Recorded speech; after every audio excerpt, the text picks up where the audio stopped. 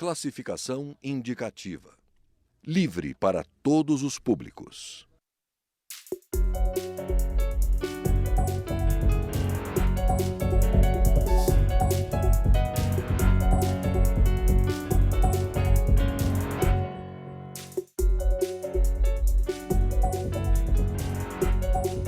Olá!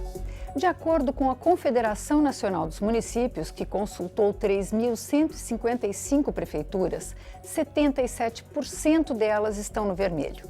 Muitos desses municípios estão tendo suas contas bloqueadas para garantir o pagamento de funcionários e fornecedores. A crise já era esperada por causa da situação econômica que provocou queda na arrecadação e nos repasses. Mas a preocupação cresce porque muitos prefeitos eleitos temem que seus antecessores gastem tudo o que têm nos cofres e entreguem a prefeitura quebrada. Mas há como ajudar essas cidades a fecharem suas contas?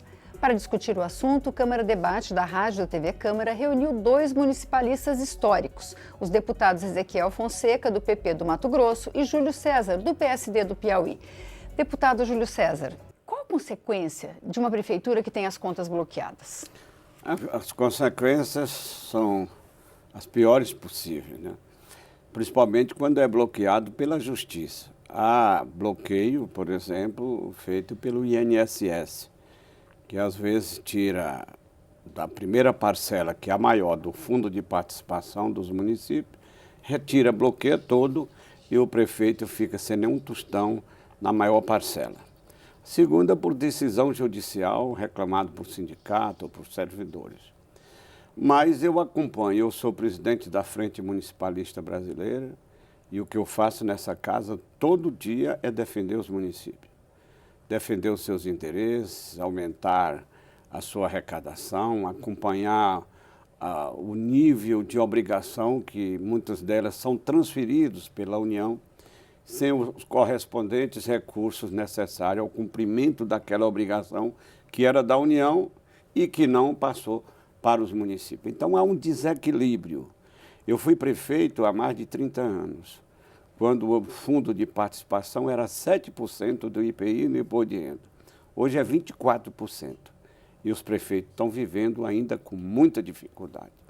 Agora, também tem anomalia de gestão. Os prefeitos sabem que estão vivendo uma crise, eles têm que ajustar a sua gestão àquele momento que eles estão vivendo. Outros estão vivendo bem. Como é que uns têm vida normal dentro do município, apesar da crise, e outros não? Mas o que acontece? O fundo de participação, eu acompanho todo mês, ele estava havendo uma defasagem no valor real. O valor nominal já é maior do que o do ano passado. Mas com essa repatriação, ele vai empatar. A gente vai conversar sobre a repatriação daqui a pouco, Ele vai empatar. Júlio César. Ele vai empatar. Então, o que os prefeitos estão fazendo? Primeiro, eles têm um 1% do mês de dezembro, que inclusive foi projeto meu, que corresponde mais ou menos a 60% do que ele recebe do fundo de participação dos municípios. O total é de acordo com cada estado. E tem 1% também do mês de julho, também projeto meu e de outros deputados também, que tem ajudado no momento em que a Receita faz o maior volume de devolução do imposto de renda. E o de dezembro é para pagar o 13º. Então, os prefeitos, eu acho que com esses recursos extras e aqueles que nós acompanhamos todo mês dos refis é refinanciamento da dívida das empresas ou das pessoas. Então, eles vão ter condição de fechar as contas com todas as contas em dia, a não ser que haja um nível de desorganização muito grande nos municípios. Deputado Ezequiel Fonseca, como é que o senhor vê essa situação dos municípios? Está tendo exagero ou não? Ou está mesmo crítica? Primeiro que a crise, ela pegou todos os brasileiros, começamos a gastar menos e isso implica na arrecadação dos municípios. Certamente teve também atrasos de repasses do governo federal, está tendo atraso de repasses, até do governo estadual, que é o caso do Mato Grosso. O meu estado não está repassando o ICMS às prefeituras. É um caso muito sério. E tudo isso advém dessa crise que o país está atravessando.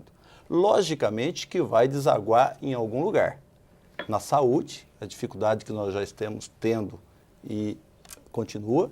Na educação, municípios que não estão dando merenda escolar ou que estão dando apenas meio período de aula porque não tem a merenda escolar. Nós temos lugares que o município não tem recurso para abastecer o ônibus para buscar os nossos alunos. Nós temos municípios que não estão pagando folha de pagamento. E aí a Folha de São Paulo mostrou, o Jornal Globo, se eu não me engano, um rombo de quase 70 bilhões de reais que seriam necessários para estarmos resolvendo esse problema. Um momento de final de mandato, onde teve uma eleição municipal, e aí nós temos dois casos. Os que precisam fechar as contas para entregar à prefeitura e o que vão pegar as prefeituras, que também são dois desesperados, os que vão entregar e os que vão receber. Por isso, o deputado Júlio César, que é um grande municipalista aqui nesta casa, com vários projetos de lei, mas eu queria colocar que talvez o grande alento hoje é a questão da repatriação, que é o recurso mais próximo que vai adentrar no caixa dos municípios brasileiros, que poderão, assim, diminuir um pouco esta crise. Mas a crise é grandiosa. O Brasil arrecadou cerca de 50 bilhões, que foi ser partilhado entre União, estados e municípios. Agora, só a parte referente ao imposto de renda no momento está sendo partilhado com os municípios, né? A multa, os municípios estão pleiteando que também se divida. Agora, esse dinheiro é suficiente, deputado Júlio? Pode não ser suficiente. Bom esse dinheiro? É muito bom. É um dinheiro que não estava previsto, inclusive no orçamento de nenhum município estava previsto, porque a repatriação é uma coisa que aconteceu já agora no segundo semestre, mas esse dinheiro é muito expressivo. O total declarado foi 50,9 bilhões, mas algumas empresas e alguns contribuintes declararam e não pagaram. Então, a Receita arrecadou 46 bi. Dos 46 bi, a metade, mais ou menos a metade, é compartilhado com os entes. Estado, município e os fundos das 3 regiões. A do Nordeste, que é a minha região, a do Centro-Oeste, que é a região dele, e a região Norte, que são 3 pontos percentuais. Então, com este dinheiro, já deu um grande alívio às contas dos municípios. Agora nós estamos atrás da multa. Porque eu estou nessa casa há 20 anos. Eu nunca vi pagar um imposto compartilhado que tenha multa ou que tenha juro de mora, que não se compartilhe também a multa ou juro de mora. Porque eles são acessórios, está disciplinado no artigo 160 da Constituição. Então tem que fazer. Porque o que a Receita está considerando? Que esta multa não se refere à multa do imposto de renda. E é multa de quê? Se é só o imposto de renda que está se cobrando. Então, eu já falei para o presidente da República, já falei com o ministro da Fazenda, com a Receita, com o Tesouro. Tive ontem com 20 governadores, inclusive do seu estado, lá com a presidente do Supremo, que nós temos 15 ações movidas pelos governadores, pedindo o compartilhamento dessas multas. O que vai representar? Vai representar 11 bilhões para estados e municípios e os fundos constitucionais. Então, não pode ficar com a União, não pode. Eu sou da base do governo, mas fiz um discurso pesado ontem, logo depois dessa reunião, protestando pela retenção da multa, que tem que ser compartilhado, aliás, teria, junto com o próprio imposto, e não foi. Pois é, deputado Ezequiel, a questão é que sempre a União continua na tendência de concentrar a arrecadação com ela e aponta... Esta casa também tem uma briga aí também, o deputado Júlio César, do Pacto Federativo. É preciso que aconteça isso. Mas nós ficamos preocupados quando nós temos a oportunidade de dividirmos o recurso com os entes federados, e aí está um exemplo da repatriação, não se faz.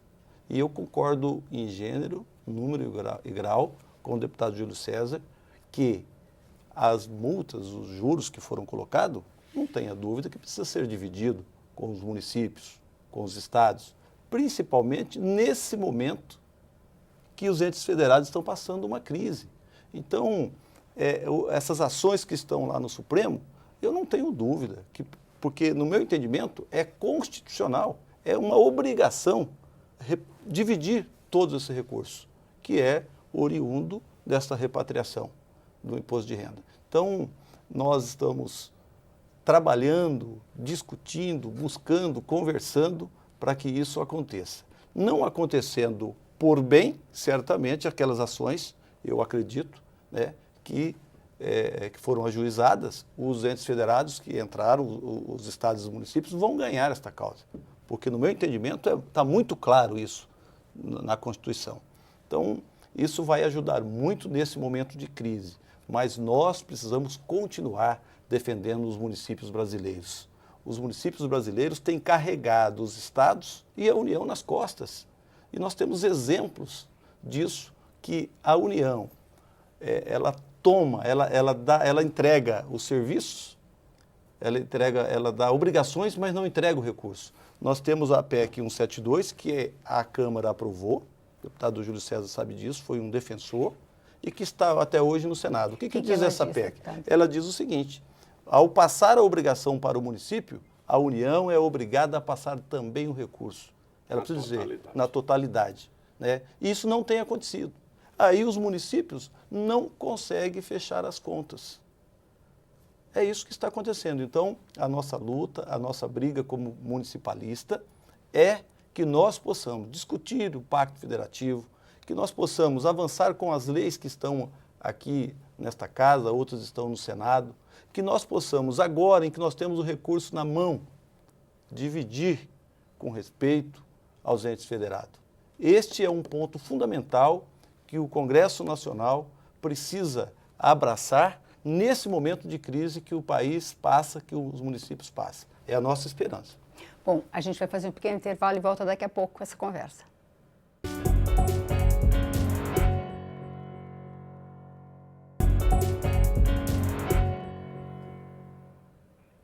O Câmara Debate está de volta e hoje nós conversamos sobre a crise financeira dos municípios com os deputados Júlio César, do PSD do Piauí, e Ezequiel Fonseca, do PP do Mato Grosso. Deputados, a gente tem assistido a crises agudas em alguns estados, né? Notadamente o Rio Grande do Sul e o Rio de Janeiro são estados que estão gritando que não conseguem pagar mais nada. Como é que ficam os municípios nessa situação? Né, como os senhores são municipalistas, como é que estão os municípios desses estados que estão com essa questão tão crítica? Porque fica difícil discutir com o governador de estado nessa situação, não, deputado Ezequiel?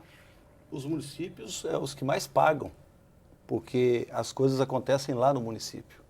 Imagina você, se um cidadão que mora lá no Mato Grosso, na região oeste do Mato Grosso, a minha região, e ele está a 1.000 quilômetros ou a 500 quilômetros do município da capital.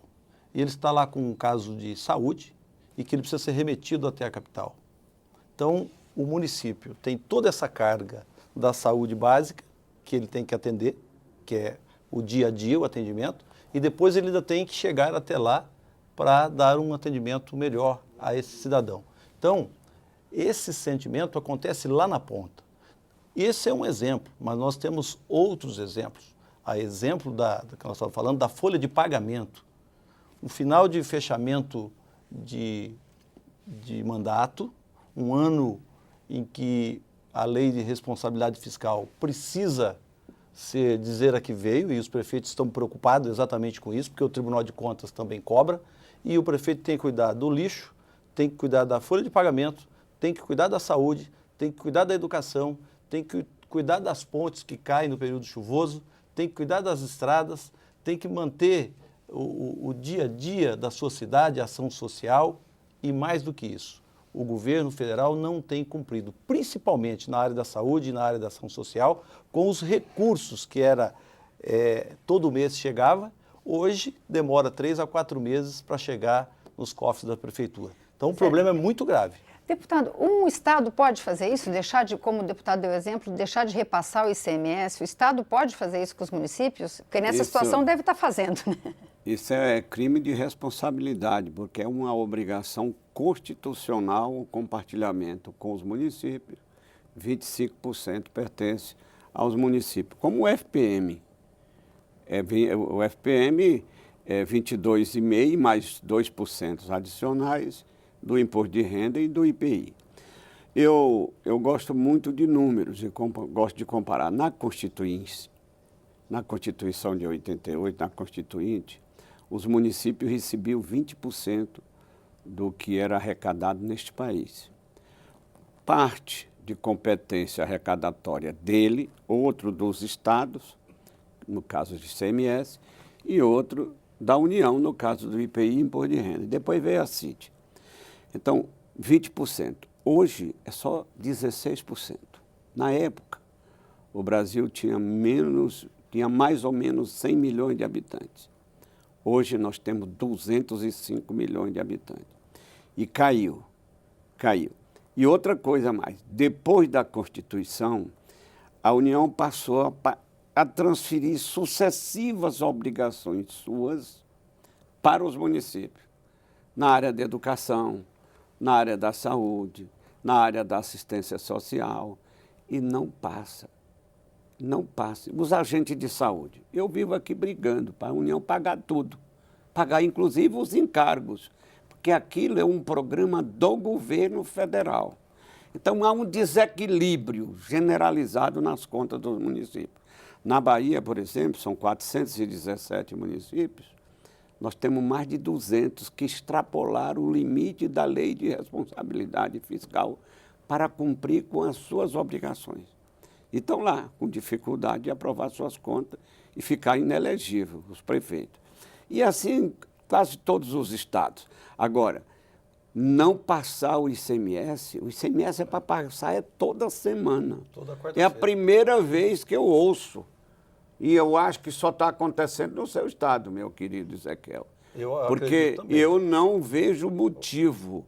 Aliás, eu estou apresentando um projeto para que o pagamento seja compartilhado online. Na hora que o contribuinte pagar, tira logo os 25%, vai para uma conta separada, para pagar cada quarta-feira de cada semana a parte dos municípios. Porque se deixar, tem muitos governadores, além de fazer isso, eles fazem encontro de contas com credores, com devedores do Estado, principalmente com as companhias de eletricidade. Dão incentivos, muitas vezes. Dão incentivos e eles fazem renúncia, como o governo federal também faz, eu tenho outro projeto, que qualquer renúncia de imposto compartilhado com os entes federados, que a União ou o Estado faça renúncia só da parte que lhe couber. Preserva a parte dos outros entes federados. Agora, existe uma proposta, o senhor estava lembrando, deputado, desculpe, eu acho que você queria falar. Dizer que no orçamento de 2016, nós temos lá 46 bilhões de restos a pagar, que esse recurso já deveria ter entrado lá no cofre dos municípios. E quando se diz os atrasos na área da saúde, através de uma resolução, o recurso do fundo a fundo, que todo mês entrava na conta do município, agora essa resolução diz o seguinte: quando a União tiver o dinheiro, então está chegando, atrasa 3, 4 meses, aí faz o repasse. Então não tem como dar continuidade, principalmente no serviço de ação social e saúde, porque esse recurso já não tem mais a data certa de chegar. E o governo federal, como diz o deputado Júlio César, tem feito esse atraso que tem prejudicado muito. Agora, deputado Júlio César, o senhor falou de diversas propostas que aumentam a arrecadação dos municípios. Uma dessas propostas são as zonas de processamento de exportações. Que ela atingiria? O que esse projeto diz? É um projeto que veio da década de 80. As primeiras EPE foram criadas na década de 80. Na década de 90, outras. Nenhuma funciona na sua plenitude. A mais avançada é a do Ceará. A segunda é a do Acre. Como é que ela funciona, deputado? Só para a gente entender melhor. O que funciona? Pelo modelo atual, ela não vai funcionar. Por quê? só pode vender no mercado interno 20%. Eu fui o relator na comissão e discuti muito, fiz seminário, inclusive lá em Manaus, eu fiz em Parnaíba e ele tive o prazer de recebê-lo. Nós queremos aumentar o limite para 40%, vender no mercado interno, mas pagando o imposto, isso para viabilizar, e só exportar o outro percentual, 60%. Na exportação, ele vai usar a Lei Candia, ele vai usar a compensação, aqueles incentivos de importar os insumos para exportar, como são vários modelos que temos no Brasil todo. Mas isso é para equilibrar a balança de pagamento ou dar um superávit. Então, no caso da ZPE, nós temos 22 estados. Mas quem é que encontra? É estado altamente industrializado. Qual é o maior inimigo que nós temos? É São Paulo. Por que isso acontece?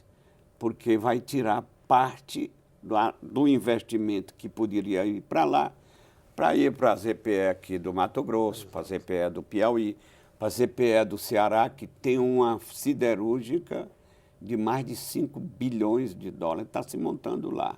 E está esperando a regulamentação deste modelo de ZPE que existe no mundo todo. A China é o país que mais tem ZPE no mundo. E o modelo da China é muito parecido com o modelo que nós queremos implantar aqui. E mais, além desse percentual, nós incluímos serviços, principalmente serviços voltados para exportação. O que é isso?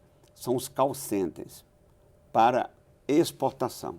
Aí ele vai ter a imunidade que tem a empresa que está lá no ZPE. Fazendo isso, nós vamos viabilizar o projeto, nós vamos descentralizar a grande concentração que tem da indústria no sul e sudeste e fazer um tratamento melhor daquelas regiões mais